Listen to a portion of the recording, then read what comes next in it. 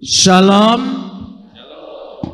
Malam ini kita akan bersama-sama membaca firman Tuhan yang terambil dari Injil Matius pasal yang ke-14 ayat 22 sampai ayat 33. Matius pasal 14 ayat 22 sampai ayat 33. Kita akan membacanya saling sahut bersahutan. Saya akan awali ayat 22, lalu jemaat menjawab ayat 23, dan seterusnya saling ganti bergantian sampai tiba pada ayat 33. Sesudah itu Yesus segera memerintahkan murid-muridnya naik ke perahu dan mendahuluinya ke seberang. Sementara itu ia menyuruh orang banyak pulang. Ayat 23.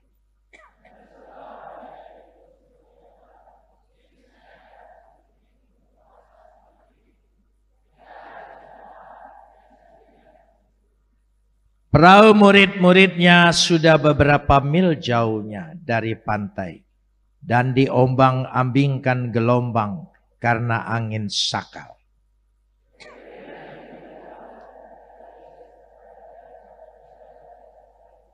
Ketika murid-muridnya melihat dia dan berjalan di atas air, mereka terkejut dan berseru, "Itu hantu!" Lalu berteriak-teriak karena takut.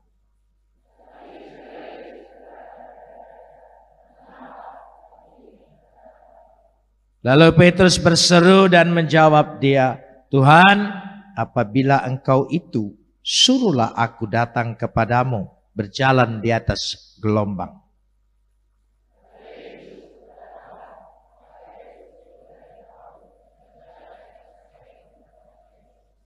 Tetapi ketika dirasanya tiupan angin, takutlah ia dan mulailah tenggelam dan lalu berteriak, "Tuhan, tolonglah aku."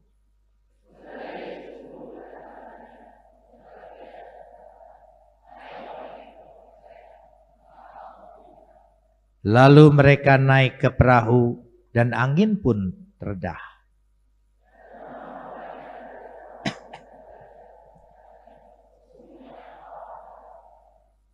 Kapot leha Adonai Elohenu kapot leha. Segala kemuliaan ya Adonai Tuhanku, kemuliaan bagimu. Saudara-saudara yang dikasihi Tuhan, kalau kita melihat di sini, kenapa begitu penting? Mari kita rekonstruksi sejenak narasi yang baru saja kita baca. Saya percaya saudara pasti paham, hafal, dan mungkin juga sudah mendengar beberapa kali ayat ini dikhotbahkan, yaitu Petrus berjalan di atas air. Ketika Yesus perintahkan murid-muridnya pergi ke seberang, mendahuluinya. Jadi perintah. Lalu murid-muridnya, ayat 24, coba kita simak dengan baik. Ayat 24. Perahu murid-muridnya apa di sana? Sudah berapa mil jauhnya dari pantai dan diombang-ambingkan gelombang. Saudara, coba pikir sejenak. Pada waktu berangkat saya percaya lautnya itu reda, tenang, menyenangkan. Itulah gambaran kehidupan kita. Awal perjalanan hidup kita semua selalu jalan yang baik. Tapi kadang-kadang di perjalanan ada badai. Kalau saudara baca ayat ini, pernah tidak merenungkan begini? Ketika mereka kena ombang-ambing gelombang, hanya beberapa mil loh. Ya, diperkirakan tidak lebih dari 3 mil. Hanya beberapa mil. Kenapa satu murid pun tidak pernah berpikir untuk kembali ke pantai? Ayo. Kenapa tidak satu murid pun untuk kembali ke pantai? Meskipun gelombang menghantam dia tetap terus berjalan. Kenapa? Karena dia taat. Taat dengan perintah gurunya. Taat. Kata lain adalah disiplin. Kekristenan kita itu perlu disiplin. Apa yang diperintahkan Tuhan. Tidak ada yang berpikir, berdiskusi. Besok kan masih ada waktu. Tunggu hari tenang. Tapi tidak ada. Mereka meneruskan itu. Padahal lebih mudah mereka sampai ke pantai daripada mencapai ke seberang. Itu disiplin. Taatnya luar biasa. Nah, taat dan disiplin itu perlulah latihan. Saudara, latihan itu perlu terus menerus. Yang namanya latihan tidak boleh kadang-kadang, tidak boleh sewaktu-waktu. Harus kontinu. Sehingga disinilah letaknya. Kalau Tuhan izinkan dalam hidup kita ada sesuatu yang terjadi seperti ujian, cobaan di dalam kekristenan kita. Tuhan ingin menguji kedisiplinan dan ketaatan kita sampai di mana. Saya ingin kasih contoh. Saya ingin tanya saudara. Saudara tahu binatang yang lehernya paling tinggi apa namanya? Di Palembang masih jerapah juga ya, saudara. Jerapah, lehernya tinggi. Itu binatang tidak punya senjata, tidak punya tanduk, tidak punya kuku cengkeraman. Tapi jerapah itu tendangannya sekali tendang mematikan. Luar biasa kuat kakinya. Dan punggungnya itu kerasnya bagaikan batu. Jadi beberapa kali serigala, harimau naik ke atasnya, gigit-gigit cengkramnya, enggak mempan. Keras sekali. Kenapa demikian? Saudara tahu jerapah melahirkan anak? Ada yang lihat? Di sini. Saya juga lihat di Discovery Channel. Ya saudara. Ya. Jerapah itu kalau melahirkan anak bukan cari rumput yang hijau, yang empuk. Dia cari batu, tanah, batu kasar. Dia cari di situ. Dan jerapah tidak jongkok, tidak tidur melahirkan, tapi berdiri. Dan ketika melahirkan anaknya harus jatuh dari induknya 3 meter. Coba bayangkan kalau bayinya orang jatuh 3 meter, apa yang terjadi saudara? Baru lahir langsung jatuh. Dan jatuhnya itu punggungnya lebih dulu. Jatuh punggungnya lebih dulu. Itu latihan pertama. Karena itu punggungnya keras. Sejak lahir sudah dilatih. Punggungnya supaya kuat. Belum sempat berdiri. Ditendang oleh ibunya. Ditendang. Tendang lagi sampai berdiri. Berdirinya belum jejak. Sudah ditendang lagi. Supaya lebih kuat lagi. Ditendang lagi. Suruh lari. Ditendang. Dikejar terus oleh ibunya. Sampai tidak terkejar ibunya. Itu sebabnya jerapah. Tendangannya luar biasa. Larinya luar biasa. Saudara, hebat. Itu letaknya. Tapi kita seringkali tidak mau mendisiplin diri kita untuk mengikuti perintah Tuhan. Kita selalu anggap itu sebagai sambilan. Tidak bisa. Iman kita itu kuat atau tidak bergantung dengan kemauan kita. Sehingga dikatakan situ luar biasa, dididik, disiplin. Dan inilah murid. Yesus menyuruh mereka ke seberang duluan. Supaya mereka itu bisa kuat, saudara. Menghadapi badai itu. Kita lanjutkan sekarang ayat 25. Ayat 25. Kita lihat ayat 25 di sini apa? Ya, coba baca. Kira-kira apa? Jam 3 malam. Saya percaya berangkatnya petang. Jadi dari petang sampai jam 3 malam diombang-ambingkan, kira-kiranya pucatnya sudah hilang. Ya, muntahnya sudah tidak ada lagi. Diombang-ambingkan berapa jam coba saudara. Harapannya sudah tidak ada. Satu-satu dia pikir hanya mati. Tapi saya senang sekali ayat ini. Perhatikan saudara. Kira-kira ya jam 3 malam. Tolong sambung. Lebih keras lagi apa? Apa? Siapa yang datang? Elten dalam bahasa Yunaninya. Datang. Hadir, melawat, mendampingi. Itulah kita. Jangan takut.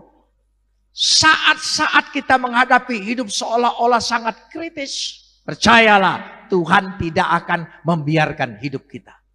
Dia pasti datang, melawat, menghampiri kita. Amin.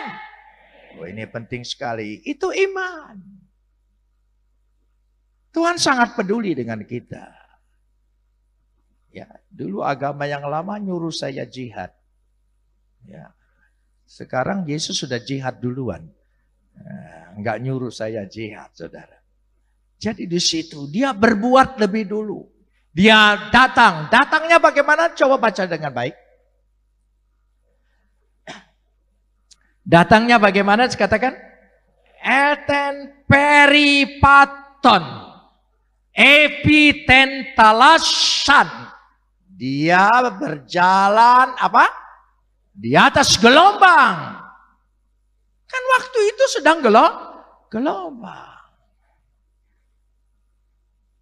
Jadi dia berjalan untuk menunjukkan engkau diombang-ambingkan gelombang ini yang membuat engkau penuh ketakutan, kecemasan, kekhawatiran. Lihat kuasaku, aku berjalan di atas gelombang yang kau takutkan itu. Karena gelombang itu tidak ada apa-apanya bagiku. Amin. Oh itu. Amin. Kita harus percaya. Tuhan menunjukkan kuasanya. Ya, talasan. Saya lebih suka menerjemahkan gelombang. Ombak. Daripada air. Karena kalau air kayak main ski dia.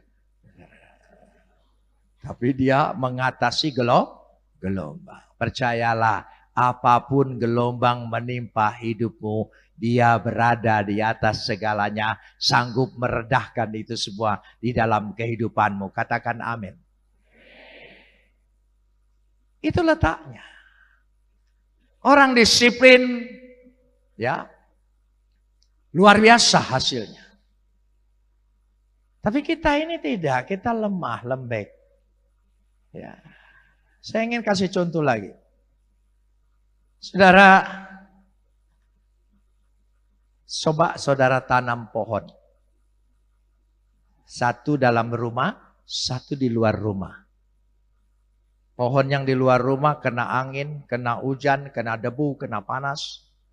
Pohon yang di dalam rumah itu tidak keanginan, tidak kehujanan, tidak debu. Saya ingin tanya dengan saudara. Mana yang pertumbuhannya lebih besar? Di mana? Nah, ternyata pinter dong Palembangnya. Jangan bodoh. Bodoh bahasa Palembang tuh lolo. Bengak katanya serait.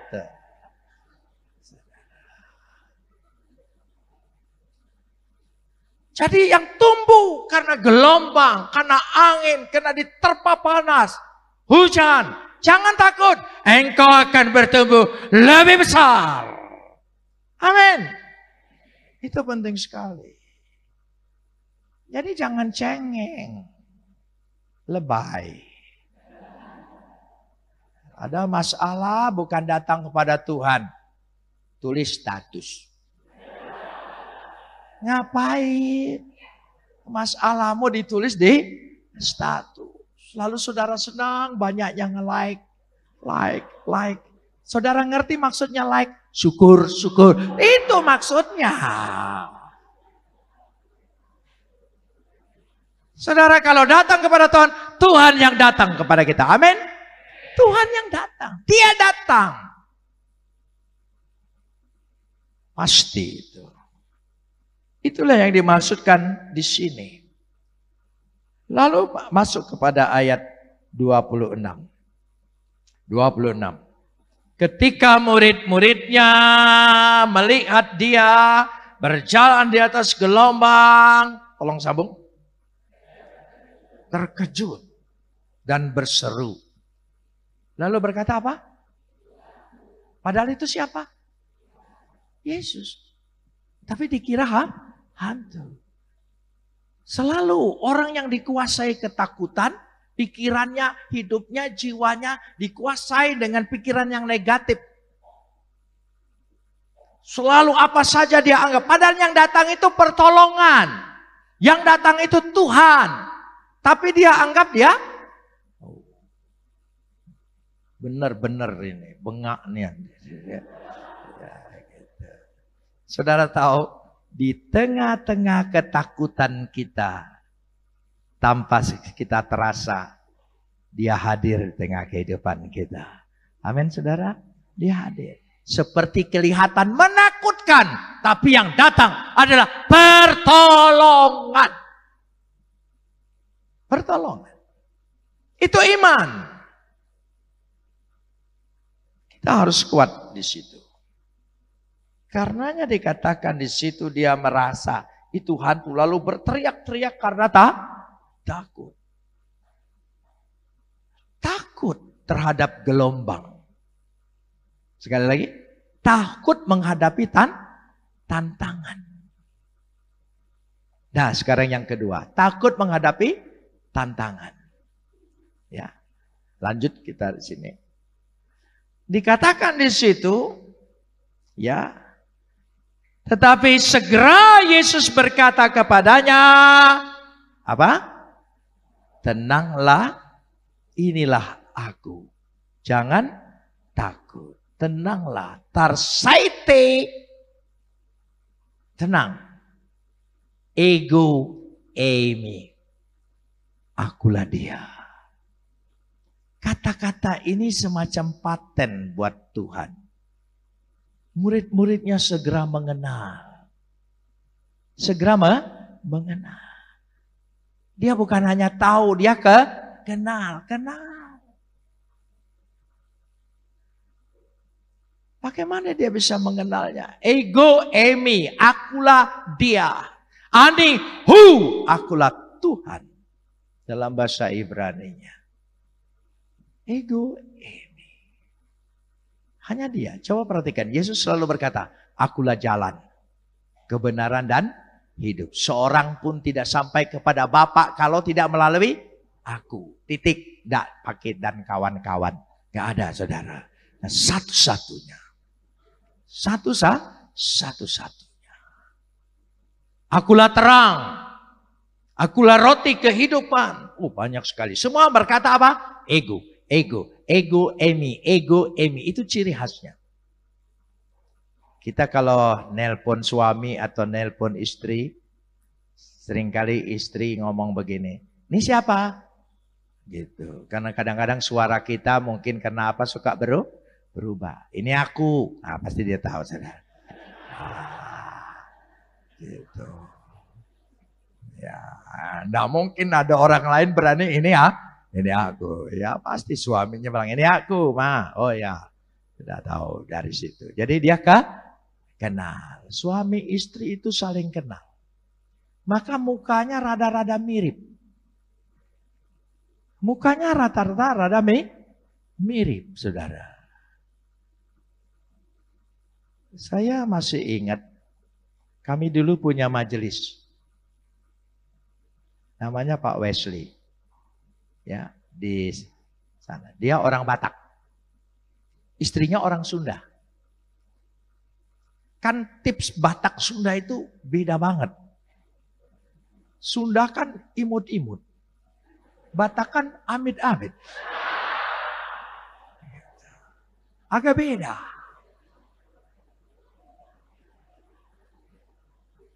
Tapi karena mereka menikah, punya anak banyak sekali. Terus tiap hari ketemu, lama-lama mirip. Suaminya, istrinya agak lebar-lebar, suaminya agak kecil-kecil gitu. Jadi mirip. Kenapa? Bergaul. Bergaul. Suami istri pasti mirip. Kalau tidak mirip, dia sering lihat siapa itu, saudara. Nah, makanya jangan suka lihat orang lain. Pandang-pandangan bahaya itu. Nanti lama-lama jauh. Mirip. Saya ingin kasih contoh lagi. Saya gembala resort Jakarta Barat, Metodis. Saya itu orang Metodis sampai hari ini Metodis. Gitu. Tapi tidak pernah dipanggil pulang. Ya terserahlah, saudara. Gitu. Nah, sudah. Kami punya bendahara anugerah di Jakarta Barat itu namanya Om Gan. Om Gan itu ya bendahara. Ya. Jadi maksudnya pendeta memang sering-sering ke rumah bendahara itu, saudara. Jadi saya datang pagi-pagi ke sana. Kalau anak-anak mereka sudah tidak tinggal dengan mereka, ada di Australia, di mana, saudara. Ya sudah, saya datang. Lalu si Om bilang dengan tante, "Mah, istrinya masuk, bawa kopi susu pisang goreng." Saya cari di kamus bahwa itu kopi susu pisang goreng, nggak ketemu, saudara. Nggak ketemu. Tapi dia cukup, keluar kopi susu pisang, di kamus bahasa apa saja, nggak ketemu, saudara. Nggak ketemu. Karena pisang goreng panas, kopi susunya cepat habis. Saya bilang, "Tante,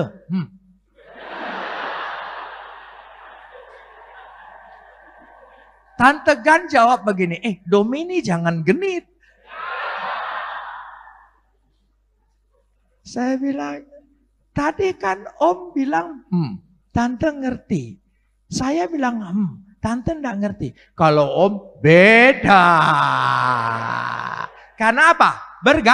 Bergaul. Mirip itu karena bergaul. Berdoa, ibadah, menyembah, memuji. Baca firman Tuhan. Terus bersama dia. Engkau akan mirip bersama Kristus.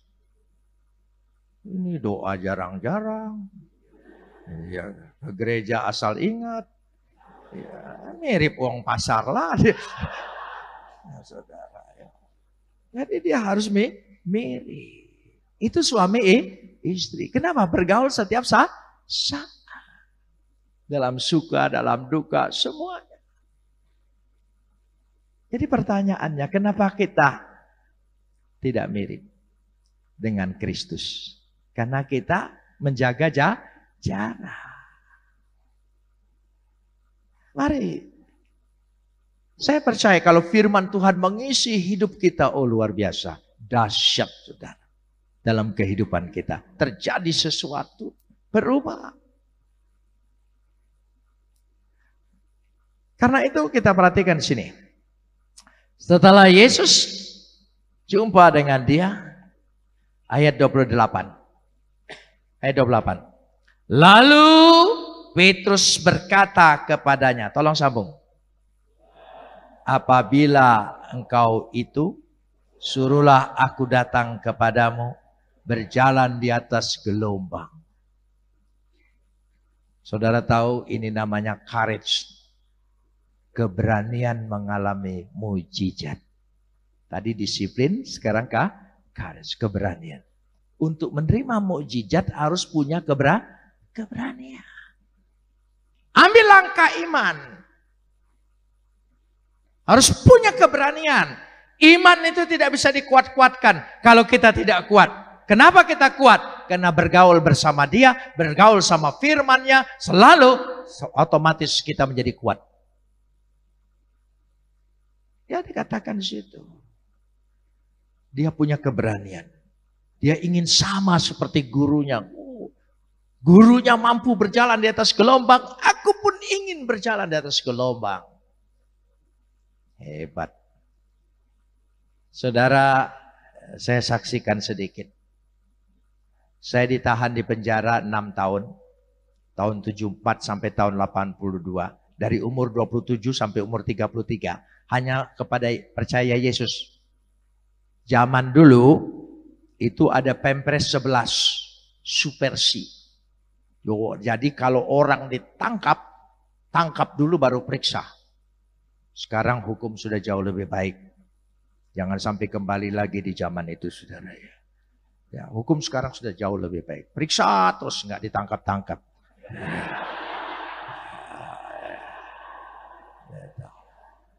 Nah, dulu tangkap dulu. Saya ditahan, ya itu 1 tahun tidak diperiksa. Bayangkan. Jadi kita tidak tahu kita ini perkara apa. Setiap saya tanya petugas, pikir aja sendiri. Yang nangkep dia, yang mikir aku.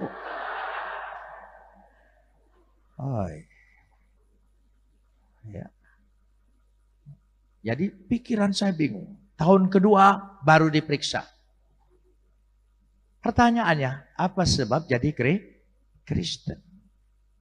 Karena dari sepak terjang saya, dari latar belakang saya, dari keluarga saya, dari pendidikan saya, tidak mungkin saya bisa jadi Kristen. Ya. Lalu dia tanya, kenapa jadi Kristen? Saya bilang, baca Alkitab. Hanya baca Alkitab. Baca Alkitab, saya bilang. Ada salah satu pemeriksa. Saya selalu diperiksa bukan di polisi. Ya, di Kopkamtib. Teperda, Teperpu itu, ya. Jadi saya tidak berurusan sampai dihukum, saya tidak berurusan dengan polisi, ya, berurusan dengan penguasa militer. Jadi sudah ditanya apa sih? Saya katakan baca Alkitab. Salah satu pemeriksa bertanya, baca Alkitab yang mana? Ini ada Alkitab, tolong tunjukkan. Ya saya tunjukkan. Yohanes 1 ayat 1, Yohanes 1 ayat 14, firman itu menjadi manusia. Yohanes 1 ayat 18, hanya dia yang tidak seorang pun pernah melihat Bapa, kecuali anak yang ada di pangkuan Bapa, dialah yang menyatakannya. ECG 1. Jadi di dalam diri Kristus adalah pernyataan Bapa, kehendak Bapa, kerinduan Bapa, hati Bapa, kasih Bapa, semua ada pada pribadi Yesus. Terima dia, engkau akan menerima semua apa yang dibuat oleh Tuhan dalam hidup kita. Amin. Lalu dia baca. Sudah dia baca, dia ngomong, saya nggak jadi Kristen. Ya, kamu bilang baca ayat ini jadi Kristen. Sekarang saya baca, saya nggak jadi Kristen. Ya, jawab yang benar, masuk akal. Apa kamu pernah sakit, masuk rumah sakit Kristen? Maksud Bapak, ya siapa tahu kamu disuntik. Kalau ada suntikan menjadikan orang Kristen, kita suntik semua selesai, saudara. Tidak capek-capek penginjil. Kadang-kadang orang saking benci dengan Kristen tuh tindakannya nggak masuk akal, saudara. Ya sudah, saya jelaskan dengan dia. Tapi dia tidak percaya. Dia bilang, kamu baca ayat ini jadi Kristen. Saya baca tidak jadi Kristen. Beda Pak. Saya dipilih, Bapak tidak. Amin. Ngerti maksudnya? Kalau saudara bisa percaya Yesus, itu bukan karena kekuatanmu. Tapi karena pilihan Tuhan yang sudah berlaku atas kehidupan kita. Beri kemuliaan bagi dia. Amin. Siapa kita? Kita tidak lebih dari orang lain. Tapi kita dipilih. Sejaman dengan saya ada 2 Abu Bakar. Tapi Abu Bakar yang ini dipilih, Abu Bakar sana teroris. Coba kalau saya tidak dipilih. Ya, apa nasib saya? Tapi pilihan Tuhan itu dahsyat. Amin, saudara. Luar biasa. Jadi kita harus punya keberanian bertindak. Keberanian. Saya lanjutkan. Pemeriksaan itu kadang-kadang baik, setengah baik, kadang-kadang sangat kejam. Saking lamanya diperiksa dan mereka sudah mulai jengkel, saya pernah disetrum. Orang lain di strum suruh ngaku, saya di strum suruh nyangkal. Saudara. Strum. Waktu strum pingsan. Rupanya segera dibawa ke kamar, dibantuin oleh teman-teman, disadarkan pakai minyak PPO itu. Zaman dulu sudah sampai panas hidung saya. Ya, harus sadar. Beberapa hari strum lagi. Waktu saya sekolah di Batu Malang itu tahun 74 dinginnya luar biasa. Dingin sekali. Saya punya penyakit rematik. Di persendian saya ini kalau sudah kumat, aduh, tidur enggak bisa. Sakit. Dikasih Remason sampai 3 botol enggak mempan, saudara. Ya, mungkin obat-obat itu sudah tidak ada lagi di zaman saudara, tapi itulah. Tapi sejak disetrum sembuh sampai hari ini.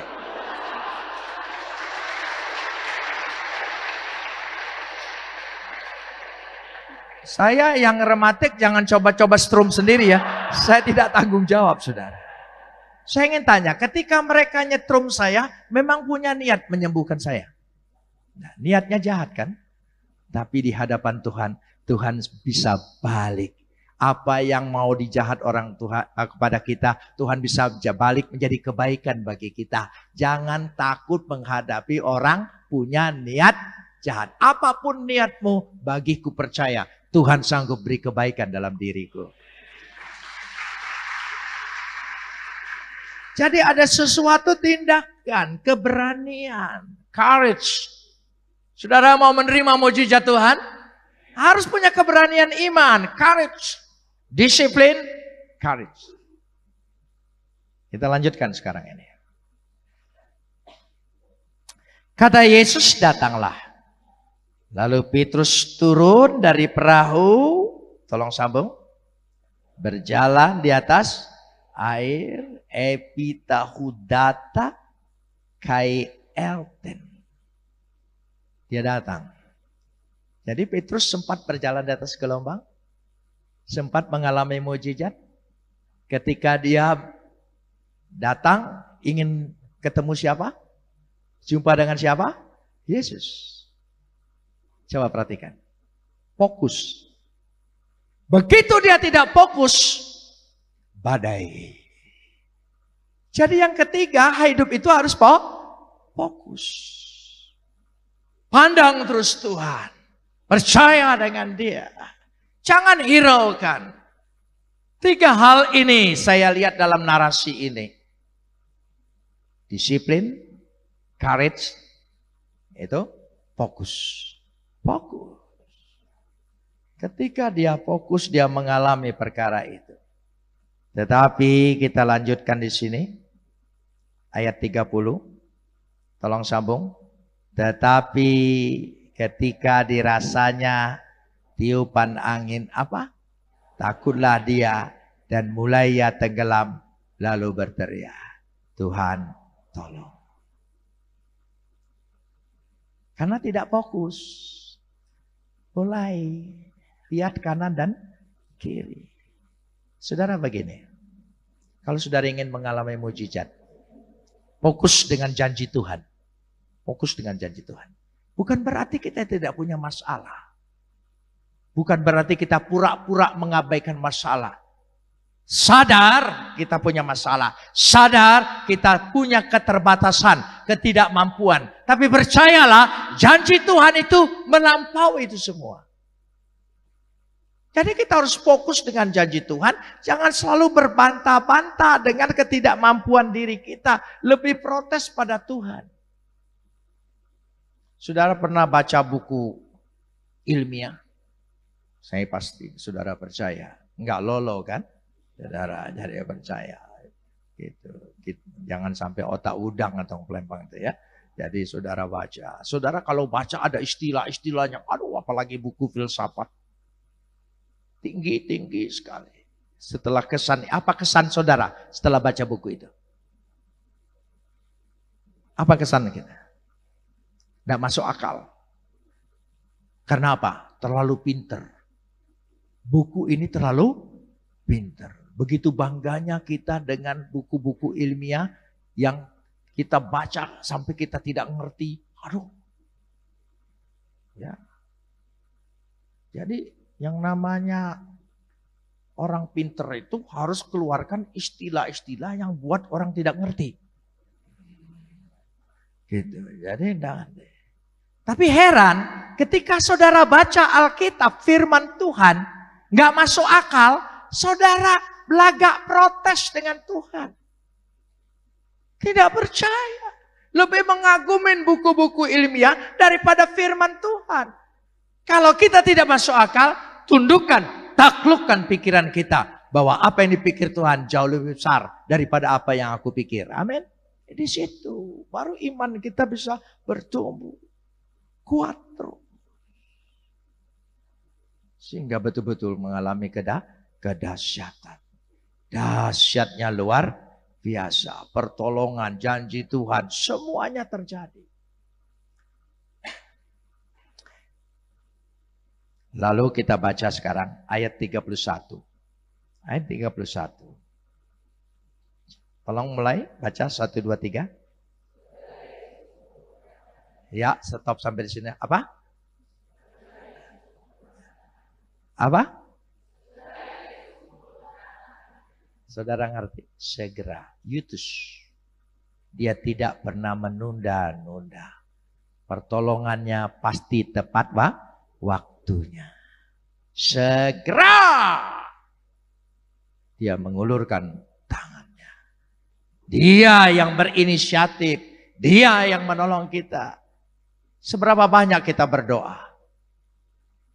Kenapa belum dikabulkan? Tuhan sedang menguji percaya ya, dan harapan kita. Apa sungguh-sungguh kita percaya dan berharap.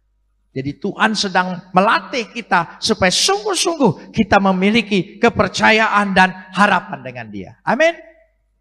Percaya dan harapan. Coba katakan.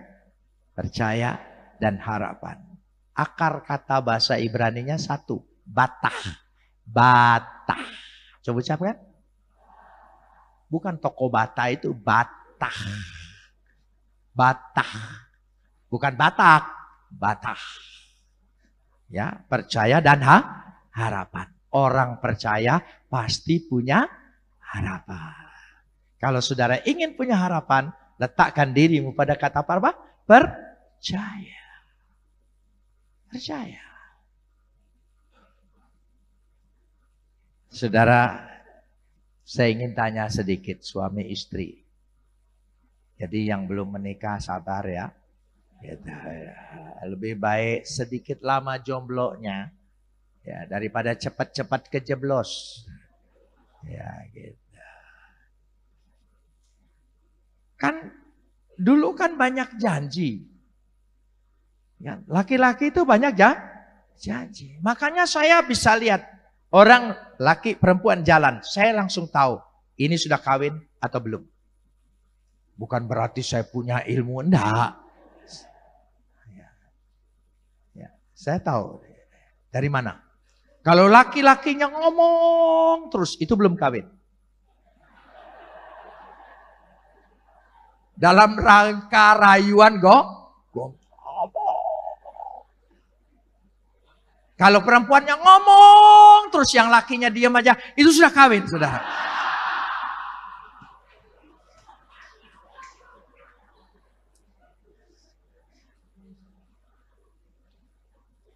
Nah, saudara, seringkali laki-laki ingin diterima, ya.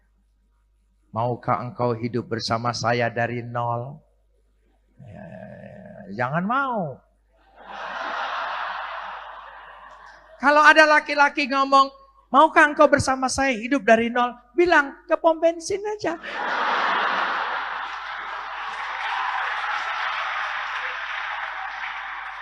Kan di pom bensin selalu bilang, ini Pak, dari nol. Nah itu saudara. Harus pikir bagaimana nanti. Jangan bilang nanti bagaimana. Tidak boleh. Tanya dulu, kau punya gawe apa? Pengangguran atau bukan? Tunda dulu cintamu, cari dulu. Enggak, kita kawin dulu baru cari kerjaan. Ah, itu bohong, saudara. Itu bohong. Bahasa Palembangnya ngotai itu, saudara.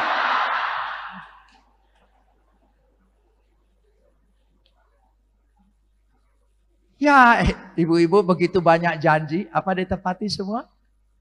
Oh, banyak sudah lupa, saudara ya. Janjinya sudah lupa. Karena proses hidup. Ya. Kalau belum menikah itu kelihatan sekali. Waduh, sayangnya, apalagi depan mertua, hormatnya. Zaman saya pacaran, SD masih sudah pacaran, SR dulu saya. Ya, pacaran biasa gitu ya. Gitu. Itu enggak berani ke rumahnya. Ya, lewat depan rumahnya, balik lagi, lewat lagi. Siapa tahu dia keluar. Tahu-tahu yang keluar kucingnya. Itu sudah senang. Sudah senang. Gitu. Lalu besok sekolah kita ngomong, kemarin aku lewat rumahmu, keluar kucingnya ya.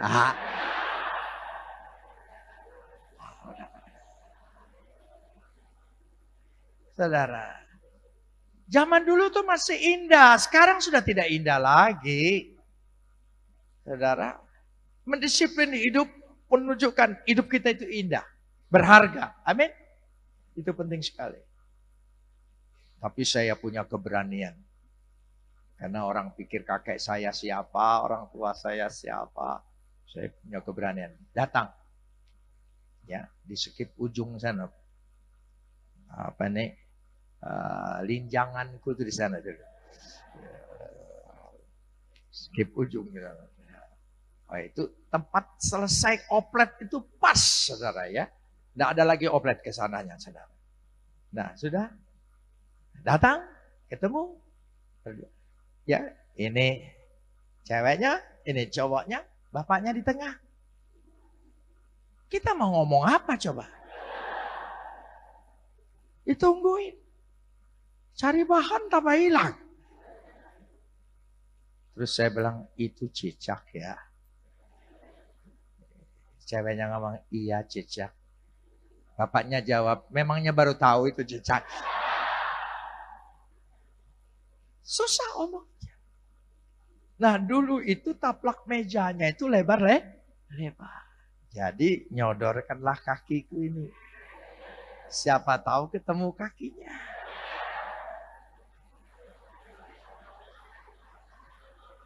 Sudah senang sekali saya, saudara. Tersentuh itu rasanya nyetrum sampai ke ujung-ujung.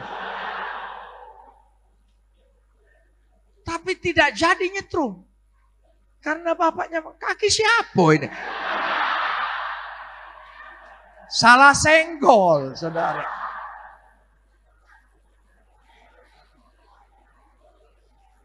Nah sekarang saya tanya, kenapa kita butuh Yesus? Kasihnya, semuanya. Kalau tanpa dia, perkawinan kita, rumah tangga kita, tidak ada kebahagiaan.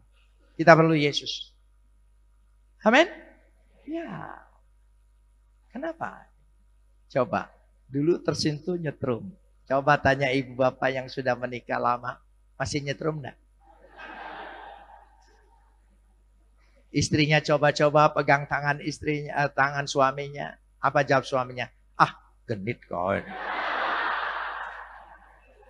Dulu laki-lakinya yang cari. Itulah normal. Jangan andalkan cinta, makan tuh cinta, saudara. Lebih baik pilih laki-laki yang bertanggung jawab. Itu utamanya. Tanggung jawab harus ada yang diandalkan. Wanita itu sedikit matre enggak apa-apa. Sebab untuk masa depan. Ibu-ibu kalau dikasih uang belanja oleh istri oleh suami, jangan dikembalikan kembaliannya. Simpen aja. Kalau dia tanya, habis gitu. Ya. Kalau suami tanya, masih ada uang mah, gitu. Dekati lagi. Baik, itu baik. Itu baik. Sebab kalau ada apa-apa dengan suaminya, rata-rata harta benda istrinya yang keluar. Menopang dia kembali. Amin, saudara. Itu pentingnya. Bukan ngajarin bohong. Gitu. Ya, habis saja bilang. Habis. Bakal. Gitu, saudara ya. Bakalnya belakangan. Habis. Bakal. Saudara. Loh iya. Nah dari situlah Tuhan mengajar terus. Melatih terus. Waktu saya jadi Kristen hanya ada satu ayat yang saya keberatan. Tampar pipi kiri, beri pipi kanan. Oi.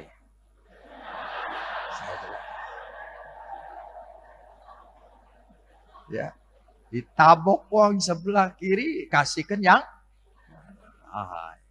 ngajak bala ini wong. Lagi. Jadi tidak bisa. Sulit sekali saya terima. Sampai saya belajar bahasa aslinya takut salah diterjemahkan. Sebab dulu tidak ditampar orang, nampar orang. Sekarang suruh tampar pipi kiri, beri pipi. Aduh, lemah banget ini. Kurang semangat ini. Lalu saya berdoa. Saya tanya Tuhan. Tuhan maksudmu apa ini? Tuhan jawab. Bukan jawab pakai telinga, di pikiran itu, di hati itu. Nah, saya belum tahap hamba Tuhan yang dengar suara Tuhan naik turun sorga. Belum. Saya belum taraf itu. Saya masih yang biasa-biasa baik. Kan ada lain kan hamba Tuhan malam ke sorga, pulang turun lagi. Malam sorga, siang turun lagi. Saya belum. Saya kalau jadi seperti itu tidak balik lagi saya, saudara.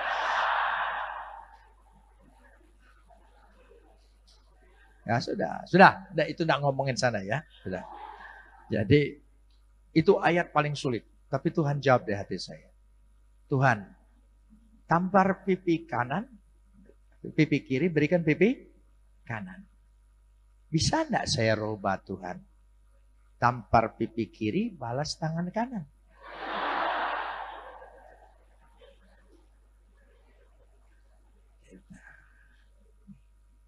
Jadi Tuhan jawab dalam pikiran saya. Kalau begitu tidak perlu Yesus mati buatmu. Cukup guru silat ngajarin engkau.